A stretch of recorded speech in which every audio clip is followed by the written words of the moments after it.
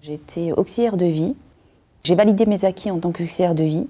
J'ai travaillé en tant qu'aide-soignante, mais je n'ai pas eu le temps de valider mes acquis. Avant de pouvoir valider mes acquis, j'ai eu un accident de la route dont j'ai été hospitalisée pendant un moment. Et donc aujourd'hui, je suis en reconnaissance travailleur handicapé. Et donc suite à cet accident, j'ai dû me reconvertir. J'ai été licenciée de mon travail, donc j'ai été à Pôle emploi. J'ai été suivie par ma conseillère Cap Emploi, qui, elle, m'a dirigée vers le GRETA donc MTE 94. Donc je me suis présentée et de là, j'ai commencé une formation d'agent administratif.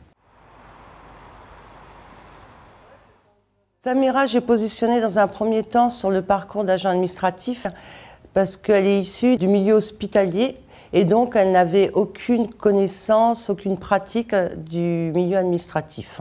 Donc, dans un premier temps, agent administratif, et durant sa formation, je me suis aperçue qu'elle avait les capacités pour avancer très vite dans la formation. C'était un cursus très court, d'une durée de 4 mois. Donc j'aimais beaucoup en fait, j'ai apprécié ces 4 mois et j'ai validé mon diplôme, donc j'ai eu mon diplôme d'agent administratif. L'entreprise d'entraînement pédagogique, en l'occurrence Beautiful, fait de la vente par correspondance de produits cosmétiques bio et textiles. Nous faisons partie d'un réseau d'entreprises d'entraînement pédagogique français constitué à peu près de 110 entreprises. 3000 en Europe et près de 5000 dans le monde. Donc notre but, c'est de développer nos échanges commerciaux avec ces autres entreprises en achetant leurs produits et en vendant les nôtres. Dans le cadre de l'EEP, nous étions acheteurs. On était un groupe de 4. On passait des bons de commande à d'autres EEP. On a acheté des produits bio. Voilà, tout ce qui était cosmétique bio. Alors le dispositif EEP pour l'accueil des personnes handicapées avec la convention AGFIP permet justement par des parcours à temps partiel d'adapter déjà dans la durée, dans le rythme de formation, la formation à leur handicap s'ils ont besoin de soins extérieurs réguliers. Et ensuite, c'est que l'EEP est basé sur l'individualisation. Donc on suit vraiment le candidat, le stagiaire, selon sa progression. Le rôle de ma tutrice en formation, bien sûr, ça a été de m'aider dans mes difficultés, les difficultés que je pouvais rencontrer au niveau de tout ce qui est administratif, etc. Elle a été à mes côtés pour m'aider dans des moments difficiles, parce qu'il faut savoir que j'en ai eu aussi. Hein. Mais il faut savoir remonter la pente, il faut être motivé, et voilà, et c'est ce que je suis.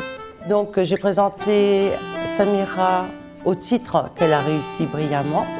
Et peu avant cette épreuve, nous avons été contactés par une entreprise qui recherchait une personne ayant une reconnaissance de travailleur handicapé pour un contrat de professionnalisation en secrétaire assistante. Donc j'ai proposé la candidature de Samira qui a été retenue. Alors l'intégration des travailleurs handicapés chez nous est une priorité. Et donc nous avons un recruteur en charge de recruter nos travailleurs handicapés, les stagiaires, etc. TEP, bonjour. Là, je suis en contrat de professionnalisation pendant 1 an, en venant une fois par semaine au GRETA. Je vais vous passer le service concerné, hein. N'inquiétez pas. L'intégration en entreprise s'est très bien passée, très bien déroulée. Le rôle de mon tuteur a été de voir si j'étais bien, si mon poste était bien adapté à mon cas et à m'envoyer vers la médecine du travail pour bien adapter mon poste.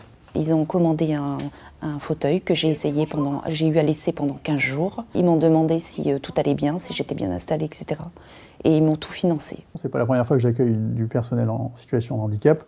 Nous le faisons très régulièrement et dès que nous le pouvons, notamment sur les métiers support. Enfin aussi sur les métiers opérationnels quand même, puisqu'on est au-dessus du quota, bien au-dessus. Bonjour. Dis donc, est-ce que tu aurais la carte grise du BT 207YG, c'est un Piaggio? Oui, je vais chercher ça.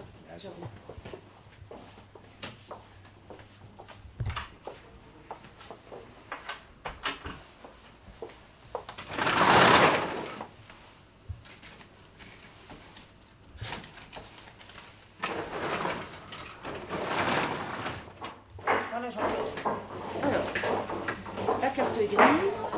Samira est mon assistante, elle est en charge la gestion des véhicules et elle est également la correspondante achat. J'apprécie sa discrétion, sa joie de vivre et son tempérament. Je peux donner un exemple de la confiance qu'il a en moi. C'est qu'il est parti 15 jours en vacances et après, en fait, j'ai pris les rênes de l'agence. Donc je m'occupais, si les responsables avaient des problèmes, ils me contactaient. J'ai eu son transfert d'appel. Voilà quelques exemples de sa confiance en moi.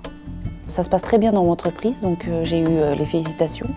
Donc je pense que mon employeur va m'embaucher. J'aimerais par la suite, pourquoi pas, après mon contrat pro, si j'ai une embauche, voir après si je ne peux pas valider mes acquis au bout de 3 ans d'expérience en tant qu'assistante de direction. Pas avant, essaye de me rappeler, mais pas avant, tu m'appelles vers 5-6 heures. La formation dans le cadre des contrats de professionnalisation est un excellent tremplin et une très belle opportunité pour intégrer des salariés. La formation dispensée au Greta lui permet d'acquérir les bases et on se charge de faire le complément par de l'accompagnement, par de la formation en intra aussi. Le positif de tout ça, c'est que je suis fière aujourd'hui d'avoir intégré le Greta.